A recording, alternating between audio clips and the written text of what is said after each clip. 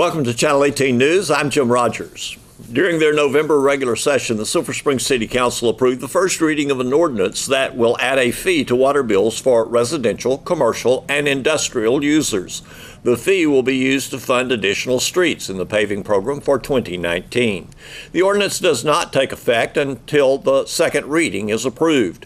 If approved, another 2.3 miles of maintenance, including an additional 9 streets, could be added to the 2019 plan.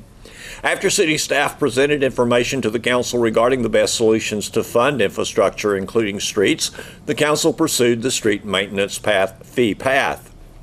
The fee will help slow the decay of city streets. The fees paid will be placed in a separate special revenue fund and not be made a part of the city's general fund, according to City Manager Mark Maxwell. According to city staff, to get the best longevity out of city streets, the city could be maintaining yearly about 6 miles to 9 miles of the 93 miles of streets maintained. The maintenance would include overlays and other surface treatments. The streets are funded at about 24% to 34% of what is needed to help preserve the streets. A $5 fee will currently add $490,260 per year, and along with other designated funds for streets, provide $5.1 million during the next 5 years.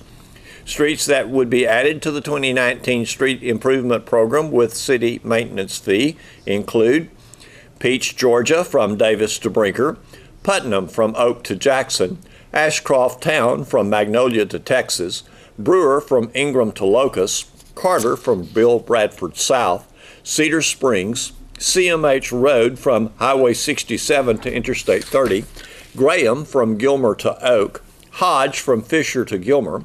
Streets already in the 2019 plan include Beasley from Texas to Davis, Cranford from Kyle to Beasley, Elm Street, Ingram from League to Locust, Park Springs from Highway 11 to the city boundary, Pipeline from Church Street to the dirt, and they will skip the concreted portion, and asphalt repair on various soft spots in the city.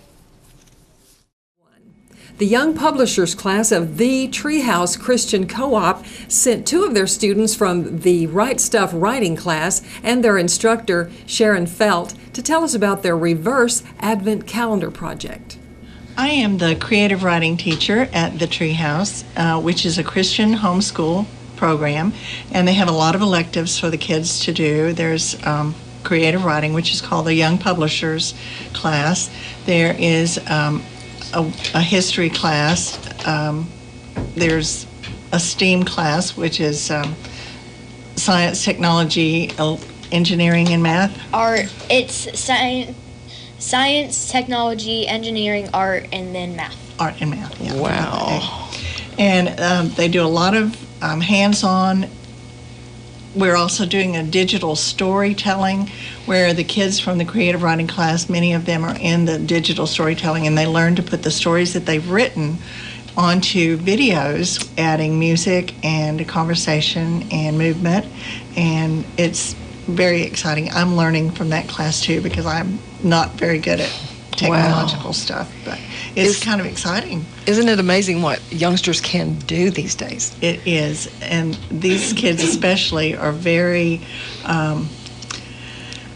they're very excited about learning. They're not hesitant. They want to learn, and they just jump right in. It's very exciting. Is it sometimes hard for the teacher to keep up? It is. Well, let's meet these very brilliant youngsters you brought in this morning. And sir, will you go first to tell us who you are? I'm Jackson Wallace, and I am a student at the Treehouse. I do the Right Stuff class and the STEAM class. Okay, wonderful. And who are you, young lady? I am Maggie Finley, and I am a student at the Treehouse. I do the music class, the Right Stuff, and STEAM class and gardening class. Oh yeah, I forgot there's also a gardening class, and I do that too. Okay. And Jackson, you're no newcomer to the Treehouse. I've been doing this 4 to 5 years. Okay, wonderful. And Maggie, are you a new student at the Treehouse? Yes, this is my first year. Okay. Well, you have a project that you're working on right now as a class, and the title of it was new to me. It's called Reverse Advent Calendar Project. Could you tell us what is a Reverse Advent Calendar Project? Well, a advent calendar is it begins on December 1st and ends on December 24th, and you open a gift, and unless you don't do Christmas, and a reverse advent calendar is it starts on November the 13th and it goes to December 18th, and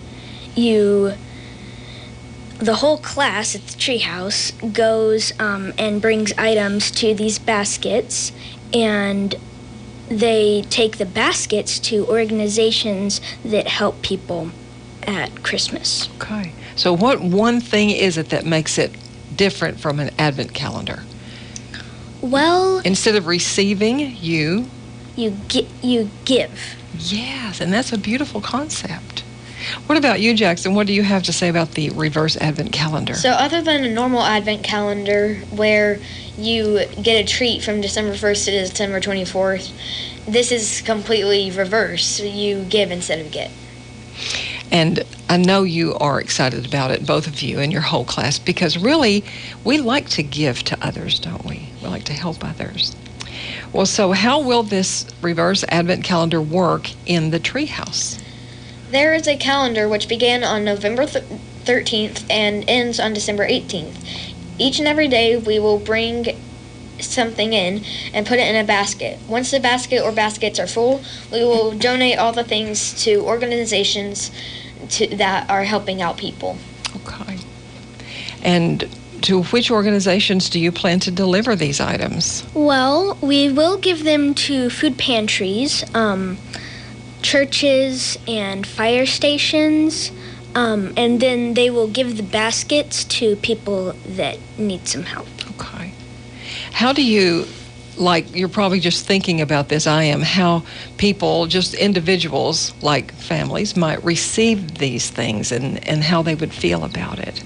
So I bet if say we were a family who wasn't doing very good in life and we needed a little help during the Christmas season, I bet people donating items that are like toiletries and stuff like that, I bet that would make us feel really happy and make us feel happy that other people are that nice to do that. Yeah, that makes me happy just thinking about it.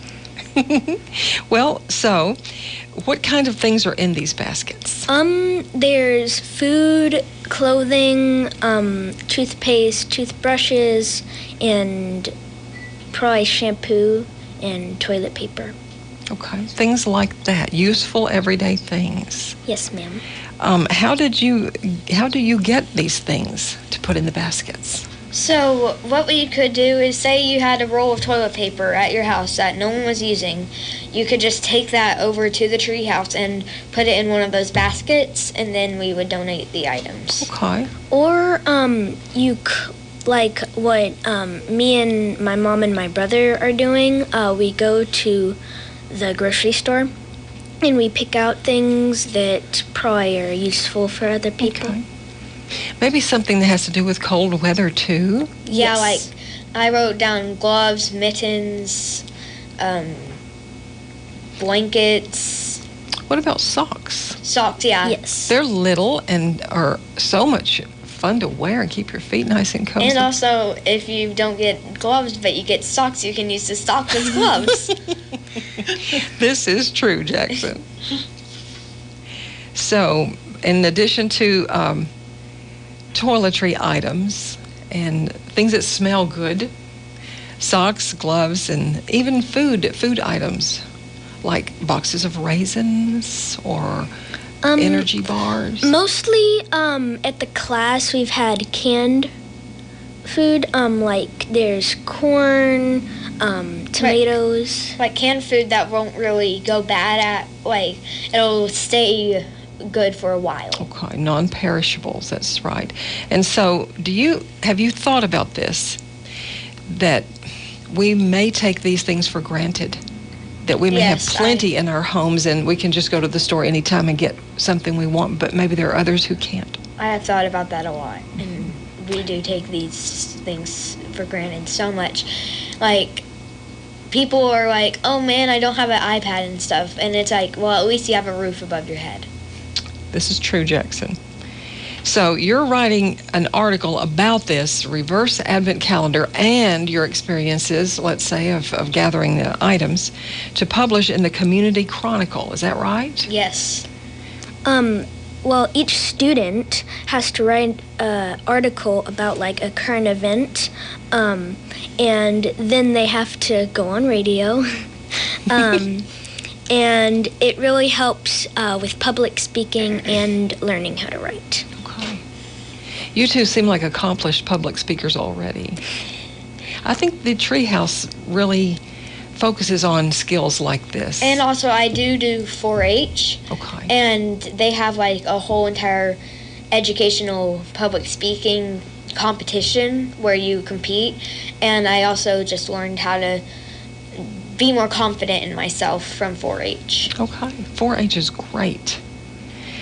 And so,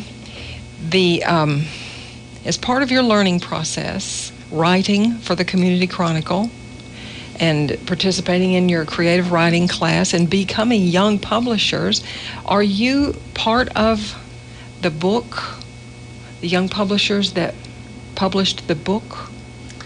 They are not, but this is both of Maggie and Jackson's first year in Young Publishers. But they will be publishing an anthology at the end of this year. That class will be 2. And last year we had 12. This year we have 17. So it will be a bigger book. It will be a bigger anthology, and it will have color pictures. And the writing this year, we're focusing on both nonfiction and fiction.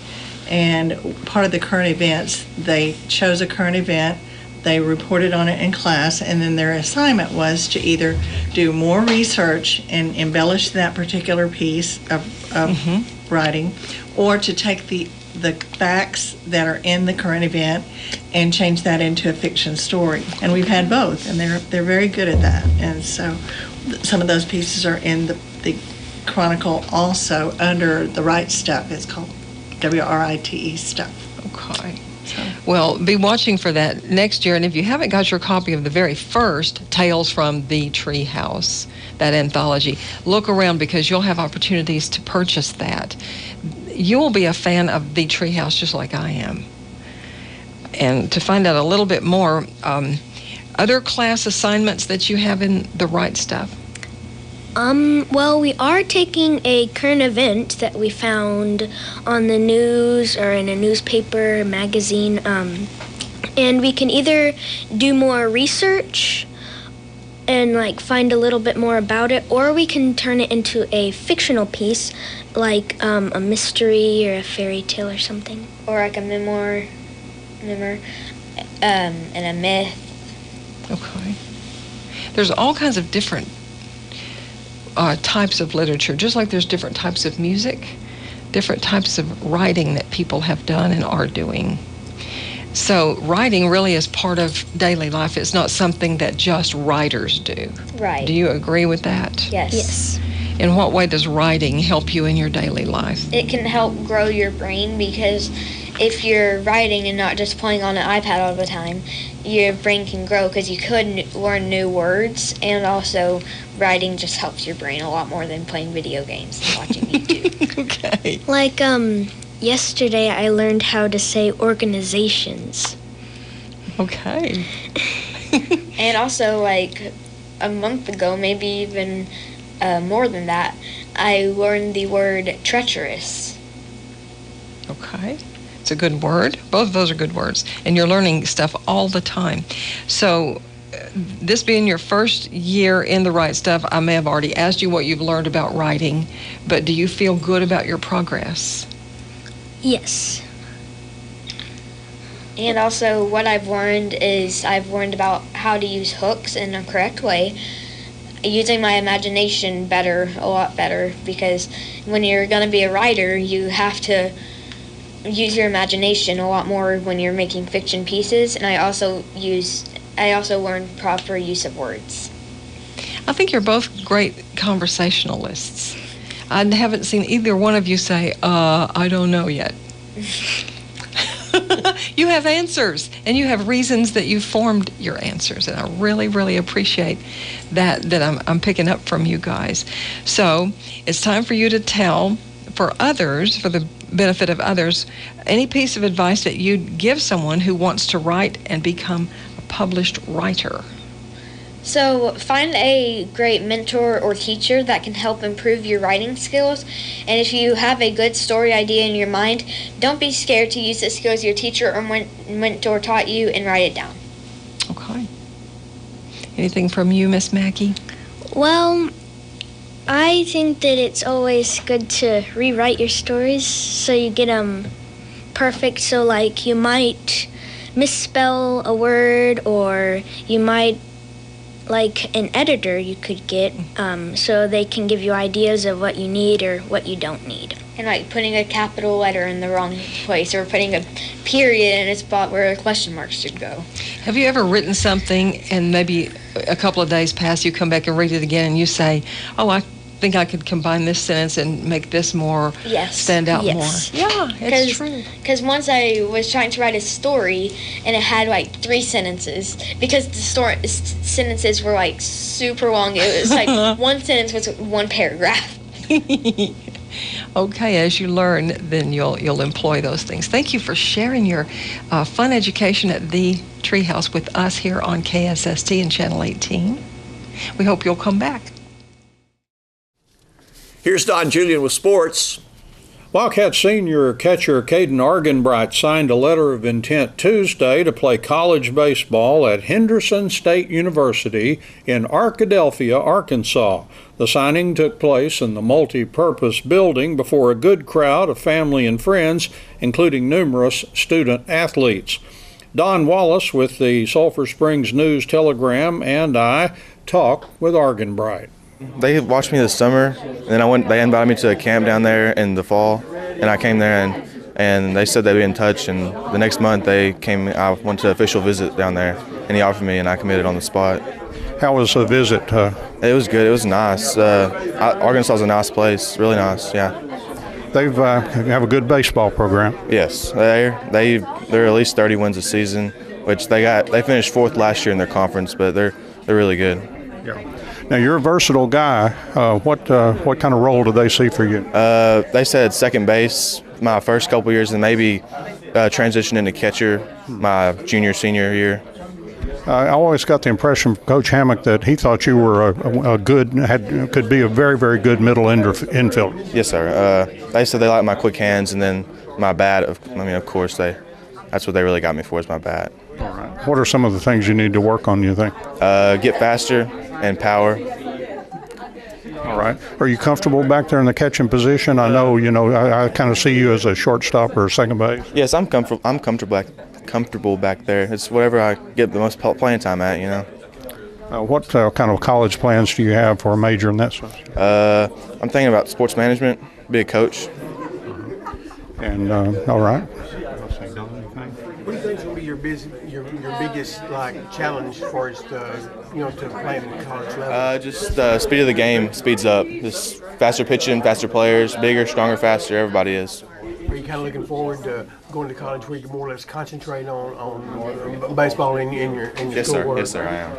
What did you think about the coaches when you met them and everything? Yeah, they were nice. Had a good plan for me. It was good. It seemed like they recruited a lot of Texas guys. Yep. So that's sure. Familiar, anybody on your team that you played against? Yes, I played against one kid this summer. From this area? No, sir.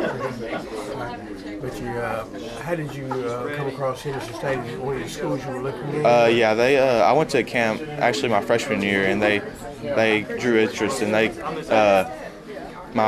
this summer I went to a tournament in Houston, and their assistant coach came and watched me play, and he liked what he saw, and they invited me to a camp, and I went to a camp, and I performed well, and they invited me to an official visit, and I committed on the spot. So any other schools that were close, or you're also considering? No, sir.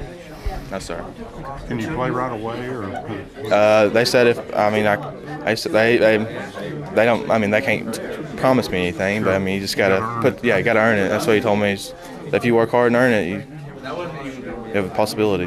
What are your thoughts about this senior year Wildcat? Oh, I'm excited. I'm ready. I have high expectations for everybody. Our team. Hopefully, make a deep run in the playoffs. Good squad, huh? Yes, sir. Congratulations. Thank you. Thank you. Has baseball always been your favorite sport? Yes, always. Ever since I was little. Since I was 4. Since you were T-ball? Yep. Wildcats baseball coach Jared Hammock thinks highly of the versatile Argenbright. He's as good a player as come through here in my 13 years. You put him anywhere you want, and he'd be good at it. He's a superb middle infielder, I think, and yet, as you know, he's had to catch for us, and he's really good at that. He can pitch. I mean, I think he's probably could play anywhere. I don't know. It might be even first base, but been a really good left-handed hitter for us. In my opinion, he's a superior leader. He's just a great high-character kid, and he's going to do great things for Henderson State. They've added somebody, I think, that will make their culture even better than it currently is. He's that much of a difference maker, I think. You kind of compared him early in his career with Tripp Reeves, and that's high praise from you. Yeah, Tripp was a really good player. They're very similar. The left-handed hitters. Middle infielders. They both started as sophomores, 3-year, Letterman. Tripp's a great kid. He's a great kid. He might be a little bit more vocal from a leadership standpoint, Caden. He doesn't have any problem. Somebody's not, pulling their weight. He'll step in and say something and get them going. So, he's like I said, he's been a great leader for us. Thanks for watching Channel 18 News. Have a great evening. Coach, I'm going to get you right behind it, okay? And then any other baseball players that I have. Wildcat baseball. Go ahead. Okay. Wildcat baseball. Hey, you just want him to.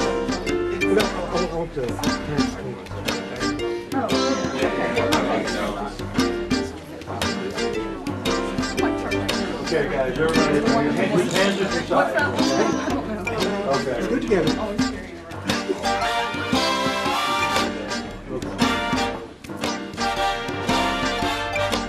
Coach, you guys, I'm gonna put you off. You guys come out here. Y'all come up closer, you guys.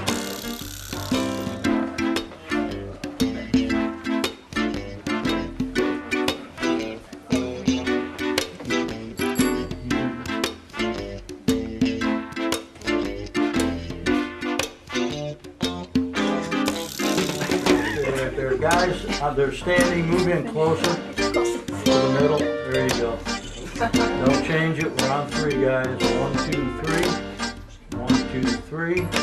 All right. I need everybody that's in there, come on out and tell me who you want. You got 5 people you want to get up in there?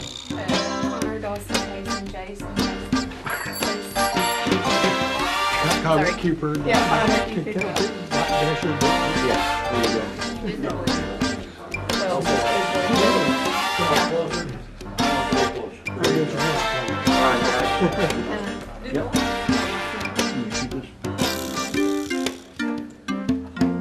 Alright guys, y'all look right here. We're on 3. 1, 2, 3. Again. Back row, come on in a little closer. Come on. Nice and tight. There you go. On 3. 1, 2, 3. Alright, now don't move. Any other students that want to get in here for a shot, let's do it. Everybody that's here, Let's y'all all go. go. Yeah, everybody hop in. Come on. All the kids. Do it quick. You came. Go girls.